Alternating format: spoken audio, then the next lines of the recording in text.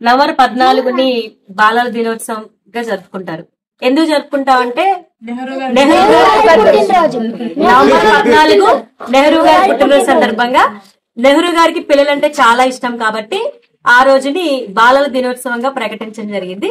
మీ అందరికీ కూడా బాలల దినోత్సవ శుభాకాంక్షలు. జై శ్రీమన్. మీరందరూ మంచిగా చదువుకోవాలి, ఆయురారోగ్యంతో ఉండాలి, అన్నిట్లో ఫస్ట్ ర్యాంకులు సంపాదించాలి అని మనస్ఫూర్తిగా కోరుకుంటున్నాను. మీ అందరికీ మంగళాశాసనాలు. స్నేహంగా జై శ్రీమన్నారాయణ.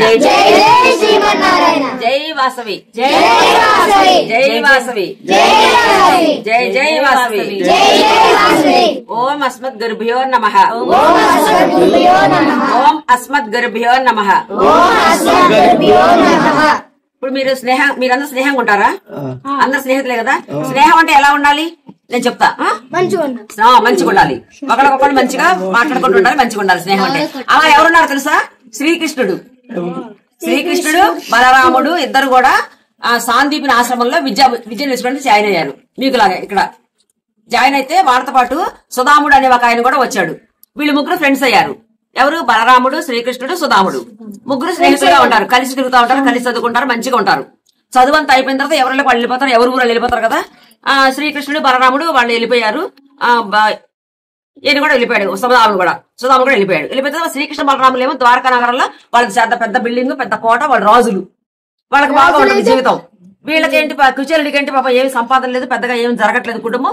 సంతానం కూడా ఎక్కువ సంతానం సరే వాళ్ళకందరికి బట్టలు, చదువులు అన్ని కావాలంటే చేత కావట్లేదు. ఆయనకి పస్తులు ఉంటున్నారు పిల్లలు.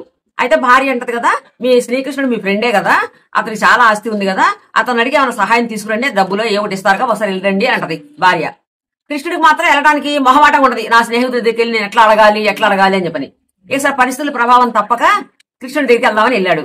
వీళ్ళ ఊరు నుంచి ఆ ద్వారకా నగరం వెళ్ళాలంటే 3 నెలల ప్రయాణం.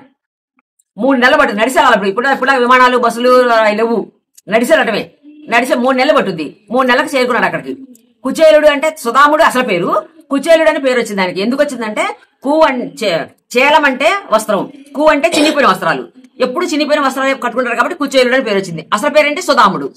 సుధాముడికి కుచేలుడు అని అంటారు అనమాట. ఎందుకు అంటారంటే వస్త్రంలో ఒక్క చిల్లు కూడా లేకుండా ఉండదు, అన్ని చిల్లులే ఉంటాయి. అయితే ఒక భార్య వెళ్ళమని చెప్తుంది. సరే ఒకసారి వెళ్దాం కృష్ణుడి దగ్గరికి, వెళ్ళొద్దామని అట్లేదని చెప్పి బయలుదేరతాడు.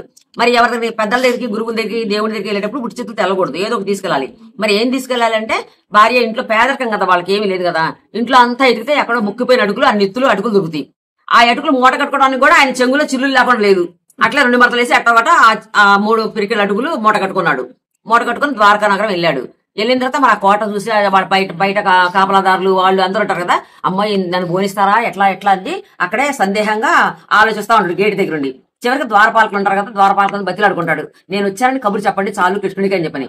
వెళ్ళి సుధాముడట మీ ఫ్రెండ్ అట వచ్చాడు అని కృష్ణుడు చెప్పకపోతే కృష్ణుడు ఎగిరి గంతేసి సుధాముడు వచ్చాడా మా ఫ్రెండ్ వచ్చాడా అని చెప్పని ఎగిరి గంతేసి గబగబా ఉరుక్కుంటూ వచ్చి ఆయన తీసుకెళ్లి ఎదురుకుంటా ఆయన ఒక పళ్ళెల్లో పాదాలు పెట్టి కాళ్ళు కడిగి ఆ నీళ్లు నెత్తిని చల్లుకొని వాళ్ళ భార్యలు నెత్తిని కూడా నీళ్లు చల్లి సుధామా ఏంటని చెప్పని కూర్చోబెట్టి చిన్నప్పుడు మనం ఇట్లా ఆడుకున్నాం కదా, ఆ చెట్టు ఎక్కేవాళ్ళం కదా, ఈ చెట్టు ఎక్కేవాళ్ళం కదా, అక్కడికి వెళ్ళేవాళ్ళం ఇక్కడికి వెళ్ళేవాళ్ళం, మన ఫ్రెండ్స్ వాళ్ళు వీళ్ళు అని చెప్పి అన్ని ముచ్చని టగాటగా ఆయన సంతోషం అనమాట. కృష్ణుడు మాట్లాడుతా ఉంటాడు. ఇక కుచేలుడికి ఎంతో నామూషి అనిపిస్తుంది. ఆయనేమో చినిపోయిన భర్తతో ఉన్నాడు కదా, ఈయనేమో వీళ్ళు మంచిగా ఉంది, వీళ్ళు ఇల్లుంది కదా, కొంచెం చూపే మొహమాటంగా కూర్చుంటాడు. ఆ ఎడుకులు ఇద్దామంటే ఎలా ఇవ్వాలి ఆయనకి అని చెప్పని ఇవ్వకుండా ఆ మూట కనపడకుండా దాచేస్తాడు, లోపల దోపేసుకుంటాడు బొడ్లోకి.